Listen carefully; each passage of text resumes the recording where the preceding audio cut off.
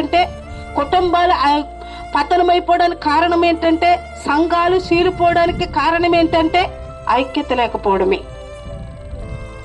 కానీ ఈ రాత్రి ప్రభు మనకి ఏం కావాలని చెప్తున్నాడు తెలుసండి? ఐక్యత. ఏం కావాలండి?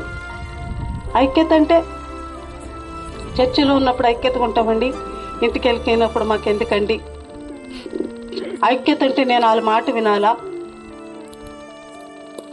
ఐక్యత, మనకు ఐక్యత ఎప్పుడైతే ఉంటుందో సంఘము అభివృద్ధి చెందుతుంది, సంఘములో అద్భుతాలు జరుగుతాయి, సంఘములో మేలులు పొందుకుంటారు, సంఘము ఆహ్లాదకరంగా, మనోహరంగా, అందమైనదిగా, సంతోషంగా, ఆనందంగా సంఘము మరి రెట్టింపు నానాటికి అభివృద్ధి చెందుతూ వెళ్ళిపోతుంది. ఏ సంఘములో అయితే ఐక్యత లేకుండా, ఏ సంఘములో అయితే మరి సమాధానం లేకుండా, ఏ సంఘములో అయితే వారి